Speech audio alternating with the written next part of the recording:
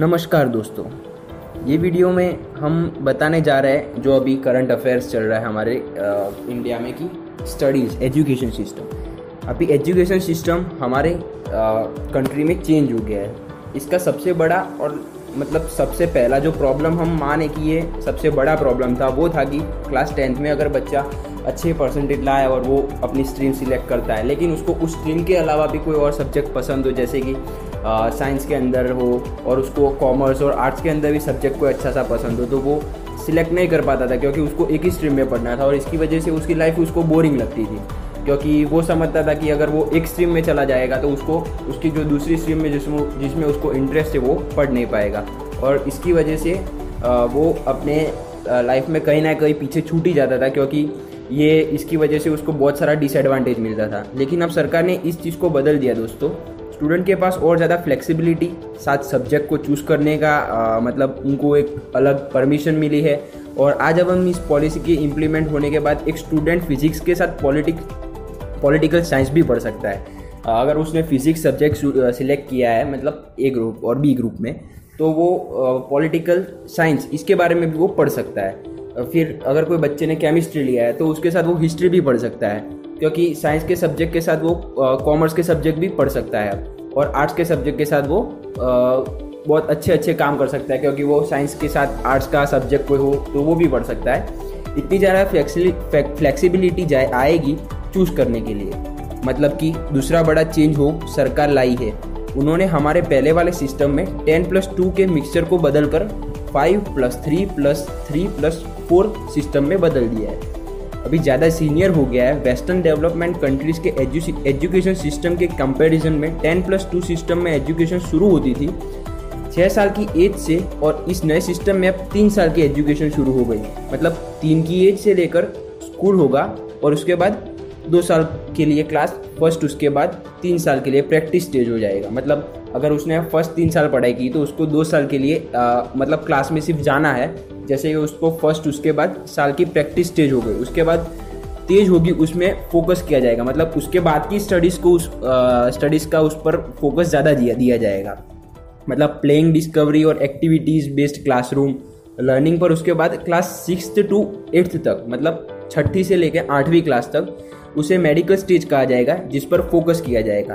इस स्टेज को medical stage के नाम पर नाम दिया जाएगा। एक्सपीरियंस लर्निंग पर साइंस, मैथमेटिक्स, आर्ट सारे जो बच्चों को करिकुलर एक्टिविटीज़ होती है वो सब भी इसमें सिखाई जाएगी। फिर 9th to 12th में फोकस किया जाएगा मल्टी डिसिप्लिनरी पर फ्लेक्सिबिलिटी, और ज़्यादा चॉइस दी जाएगी स्टूडेंट्स को कि वो सिलेक्ट कर पाएगी उनको कौन सा सब्जेक्ट पढ़ना है और कैसे पढ़ेंगे। जैसे कि चैलेंज कोई जवाब दोगे, या फिर जो इस तरीके के सुपरमार्केट में काम करना, या फिर ड्राइविंग का काम, जो कुछ भी इस टाइप की जॉब है, इस तरह की जॉब जो इंजीनियरिंग साइड में या से वही यूनिवर्सिटी साइड में नहीं तो कुछ भी एक्स्ट्रा साइड में भी उनकी काफ़ी हद तक एक बहुत बड़ा ये फ़र्क दिखेगा बच्चों को कि वो कोई भी स्ट्रीम में जाना चाहते हो, कोई भी काम करना चाहते हैं तो वो कर पाएंगे, क्योंकि ये जो बदलाव है बहुत अच्छा होगा। लेकिन इसके अंदर फ़र्क है जर्मनी में। जर्मनी के अंदर ऐसे जो रिस्पेक्ट मिलती है ब्लॉक कंटेंट्स में, वोकेशनल ट्रेनिंग का बहुत इम्पोर्टेंट दी जाती है। यह जॉब के लिए इलेक्ट्रिशियन, कारपेंटरी, प्लम्बिंग उसी लेवल पर देखा जाता है। लेकिन हमारे देश में इन सब चीज़ों को अंडर एस्टिमेट किया जाता है और बच्चे को बोला जाता है कि अगर लाइफ में तू ऐसा कुछ करेगा जिसकी वजह से तू अपनी लाइफ बहुत अच्छे से नहीं जी पाएगा और तेरा स्टेटस लाइफ में अच्छा नहीं होगा और सोसाइटी में तेरा अच्छा सा नाम नहीं होगा। लेकिन ये सब हम मानने जाए तो ये सब फॉल्स बिलीव है सब हमारे इंडिया में यहाँ के लोगों को। मैं मानता हूँ कि बच्चों को यहाँ से ऐसा सिखाना चाहिए कि जो भी काम करो पर उसको पूरे शिद्दत से करो तो आपको बहुत अच्छा उसका फल मिलेगा।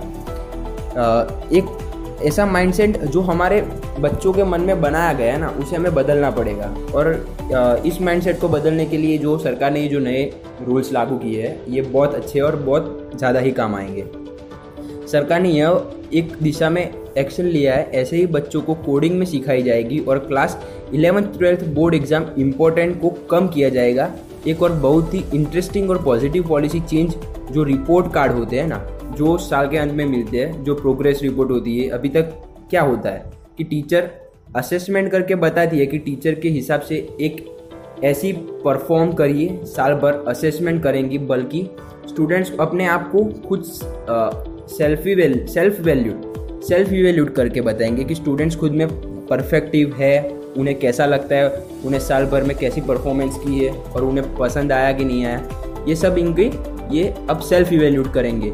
इसकी वजह से स्टूडेंट्स को भी थोड़ा फ्रीडम मिलेगा कि वो आगे क्या पढ़ना चाहते हैं और क्या नहीं पढ़ना चाहते। ये बहुत ही मतलब अच्छे दोस्तों की critical thinking one of the most expect होता है कि अब खुद से अपने आप की इवेल्युएट करें और खुद को सोचने का मौका दें और यहाँ पर क्रिटिकली एनालाइज करो, खुद की डिज़ाइन करो। और वैसे भी आने वाले लाइफ में मतलब स्कूलों में तो टीचर आपको बताती है कि आपको कैसा कर रहा है आपका बच्चा, और आपका पेरेंट्स को बता दिया कि आपका बच्चा कैसा कर रहा है और आप कैसा परफॉर्म कर रहे हो। लेकिन जब आप स्कूल ख़त्म हो जाता है, कॉलेज ख़त्म हो जाता है, उसके बाद भी लाइफ में आपको कोई बताने वाला नहीं होता कि आपको कौन सी दिशा में जाना चाहिए और आपको क्या काम करना चाहिए और आपकी वैल्यूज़ आप क्या कर रहे हो और इसकी वजह से आपकी वैल्यूज़ पर क्या असर होगा। सो आई थिंक ये बहुत बड़ा चेंज है हमारे लिए, ये जो गवर्नमेंट ने लिया है। पहले स्टूडेंट्स को 6% जीडीपी अब एजुकेशन पेश किया जाएगा, जो आज के दिन में 3% डाउन चल रहा है, बहुत कम है। और ज़्यादा डेवलप कंट्रीज़ और बाकी डेवलपिंग कंट्रीज़ से लेकर अपने कंपेयर करो तो इंडिया काफ़ी कम पैसे खर्च करता है एजुकेशन पर, 6% ऑफ। लेकिन और एक बहुत बड़ी प्रॉब्लम है कि एग्ज़ाम में से ज़्यादा मेमोराइज़ करने की ज़रूरत पड़ती है, चीज़ों को हम कुछ महीनों के बाद भूल जाते हैं। हमने बस रट्टा मारकर, कोई एग्ज़ाम में समझता नहीं है कि हमें क्या पढ़ना है और क्या नहीं पढ़ना, बस सिर्फ रट्टा मारेंगे, जाएंगे और एग्ज़ाम में लिखेंगे। लेकिन बहुत लॉन्ग टाइम के बाद अगर एग्ज़ाम होती है तो वो जो बच्चे ने रट्टा मारा होता है वो भी वो भूल जाता है। तो हमें इसको भी बदलने की ज़रूरत है कि हम ऐसे बच्चों को ट्रेन करें कि वो कुछ रट्टा ना मारे। इससे ज़्यादा ये अच्छा होगा कि उसने जितना भी सीखा है वो अंदर से उसको सीखे और कोई चीज़ को वो रट्टा ना मारे। क्लास 12 के बाद ही एजुकेशन की बात करें तो मल्टीपल एंट्री एग्जिट प्रोग्राम लाया गया है। सीधा मतलब इसका ये है कि अपनी कोई डिग्री चालू करें और मानव बीटेक की डिग्री अपने शुरू करें और एक साल बाद आप रियलाइज़ करते हो कि मुझे ये पसंद नहीं आ रहा और मुझे कहीं और पढ़ना है, तो आप इसमें ड्रॉप ले सकते हो और एक साल तक जितनी आपने पढ़ाई करी है, जो सब्जेक्ट पढ़े और उसकी क्रेडिट आप ले सकते हो और दूसरी डिग्री में ट्रांसफ़र करवा सकते हो। इसका ये बहुत अच्छा फ़ायदा है, बहुत ही यूज़फुल है। यह कैसी चीज़ है, जाकर डेवलप्ड कंट्री में और ऑलरेडी मतलब इस एक्ट को जहाँ जिस कंट्रीज़ में लाया गया है हम वहाँ पे देखें तो इसके बहुत सारे फ़ायदे हैं। ऑप्शन तो यह बना दिया गया कि मालूम 4 साल की डिग्री अब 1 साल के बाद ड्रॉप आउट करते हैं तो आपको सर्टिफिकेट मिलेगा, दूसरे साल के बाद ड्रॉप आउट करते हैं तो आपको डिप्लोमा मिलेगा और तीसरे साल के बाद आप बैचलर्स डिग्री मिलेगी और चौथे साल के बाद भारतीय रिसर्च डिग्री मिलेगी। MSc कोर्स होते हैं वह 1-20 साल के अपने पहले इस 4 साल की डिग्री में 2 साल के 3 साल की डिग्री की होते हैं। साथ ही साथ टॉप 50 कॉलेजेस को परमिशन ले ली गई है कि वह इंडिया में भी अपना कैंपस सेटअप करें। मतलब जो फॉरेन कंट्रीज़ की जो अच्छी खासी कॉलेजेस हैं उनको यहाँ पे परमिशन दी गई है। मतलब ये इंटरेस्टिंग यह है कि ऐसी पॉलिसीज़ जो कांग्रेस लाना चाहती थी अपने टाइम में, लेकिन बीजेपी खुद ही ला रही है, कांग्रेस नहीं ला पाई। वोकेशनल एजुकेशन पर करते हुए सरकार ने कहा है कि अगले 10 सालों में इस तरीके से सारे स्कूल और हायर एजुकेशन इंस्टीट्यूशंस में नहीं किया जा रहा है। ऐसा किया जा रहा है कि 2025 तक 50% जुलूस होंगे स्कूल और हायर एजुकेशन सिस्टम में, उन्हें भोजन मिलेगा वोकेशनल एजुकेशन का।